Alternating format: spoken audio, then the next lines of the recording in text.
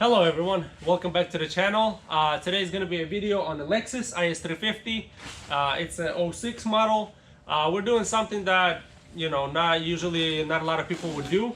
We're swapping the shocks. Let me see that. So we're swapping from coilovers to original spec shocks. I don't need any judgments because we don't like the ride on the shocks. We're not tracking this car and it's really uncomfortable driving on these shocks. The shocks are, I believe, BC Racing shocks, so they're great quality shocks, but we decided to go with OEM suspension. We have a few upgrades on the handling, so we'll be fine on that department. But I ordered QBA Automotive from Canada company. We paid almost 400 bucks for the shocks because I called a few shops around here locally, and Chinese quality or Chinese shocks cost like 170 bucks each. So this was a lot cheaper and they were Canadian, so I trusted it a lot more than ordering Chinese ones for quite a couple $100 more. So in today's video I'm going to show you guys how to swap it. So if you guys trying to install coilovers or you're trying to swap them like we're doing it, we're going to show you how to do it step by step. Okay, so we have a strut bar in the front. It's a Japanese Cusco, this company right here, Japanese strut bar. So this is a great upgrade for handling. So what we're gonna start with is we have 3 screws right here on top. We're gonna take those off, and then there's a 1 screw right here for the shock right here, so we'll take that out as well. Along the way, I'm gonna let you guys know if there's anything else that needs to come off, or we're just gonna be able to take it out without unbolting any control arms. Okay, so we got the shock out. As you guys can see, no more shock. We just took the bolts on front off. That's the coilover, BC coilover. So we just took 1 bolt from here, and then there's also 1 screw that holds the brake line to the shock as well, and then the 3 bolts on top right here, and it comes out. You don't need anything to take anything off. So yeah, it's a lot easier than any of my other cars that I did. Okay, so the coilovers we got out, but as you guys can see, like, this is where the position we need to put these on, and this is how much lower these are. So we're gonna try to compress somehow maybe the shock or the strut itself, or we might need to unbolt the lower control arm so we can lower it, or just maybe the top one. We'll see. We'll try both ways out and I'll let you know which way we found out faster.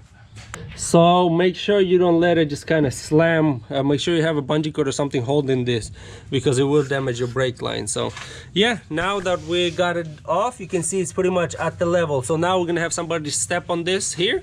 It will lower it so we can insert that strut into the control arm, and then yeah, we're just gonna torque everything. But it's pretty much in, so it's pretty easy once you do this, what we did. After that, it's pretty easy. So torque spec for these nuts right here, it's 50 foot lbs for these, for the 49 to be exact, and then the back ones is 55 foot lbs. For this nut right here holding the strut down is I believe 80 foot lbs. Let me triple check that right now, but I believe it's 80, yeah, exactly 80 foot lbs on the bottom bolt right here on your shock. And then this one here is 68. This nut right here is 68, and then that one is kind of tight, barely tight. Don't know where to tighten it because it's really tiny. So as you guys can see, we got the setup here. Perfect mechanic setup. We got a little board, jacked up the rotor and the whole assembly to get the nut on the sway bar, so we can get the sway bar link into the sway bar. And after that, you lower it a little bit, put a little pressure on it, and then tighten it, so that way it holds the sway bar in place so it doesn't spin with the nut. Once you put a little pressure, just kind of lower, put a little pressure on the sway bar link, start twisting it, and it will tighten up. So yeah, that's we're pretty much done with the front end, and I'm going to show you guys in the rear end what we did. Okay, so now we're at the back. So what we did here, the sway bar link, we untied it, took the bolt out on the bottom where it goes to the control arm, took the bolt out from the bottom of the shock, and then took the bolt out from the control arm itself. Obviously I had support here from the jack, and then now in the trunk, if you go in the trunk here, you lift up on the right here on this what do you call this, I don't know, whatever you call that, on that, and then your 3 nuts are going to be right there. We already got them loose on top of there. The nuts are right here.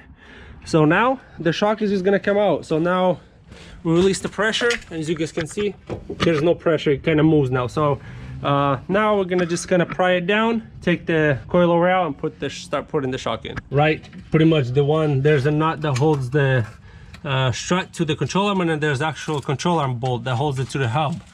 That was a pain to do. I'm telling you guys. I tried to do it every way possible without removing these control arms. These two, impossible. Don't even try, don't even waste your time.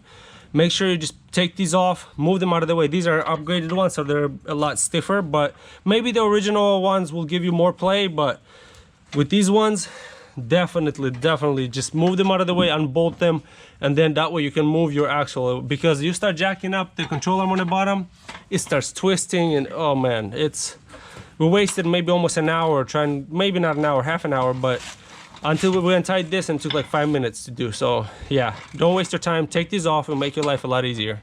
So we're doing the same thing on this side, on the other side of the vehicle. The front, if you get the sway bar link off and the top control arm bracket off, the front takes maybe 15 minutes to swap everything. If you don't take the sway bar off, you're gonna have to level the car out on both sides. It'll probably take you the same 15 minutes, but if you're just lifting one side of the car, you're gonna have to pop the sway bar link off. It'll make your life a lot easier.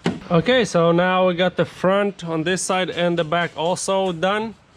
But yeah, there's a lot of these control arms. These two top ones have to come off, otherwise you're gonna have a really hard time. And then the control arm on the bottom, unbolt the control arm bolt, and then the strut bottom bolt, and then it should come off. And then also the sway bar link, untie that as well. And then yeah, that's how you do it. If you don't do all that, you're gonna struggle, you're gonna waste a lot of time.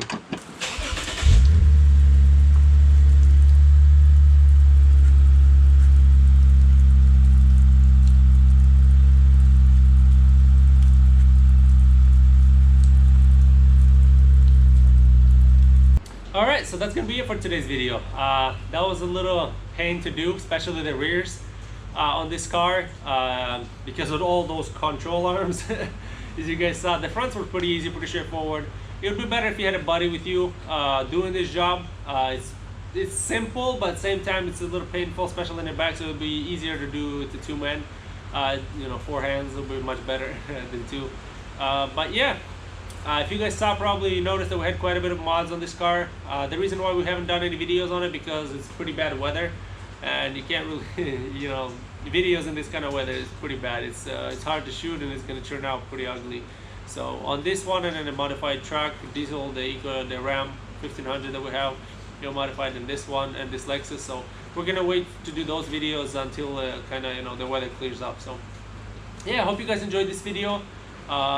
You know, hit the like button, subscribe to the channel, recommend my channel to your friends that like cars, and you know, that find working on cars or seeing videos of me working on cars helpful. It would help me out a lot. So yeah, thank you again for watching. Hit the like button, subscribe to the channel, and as usual, see you next time.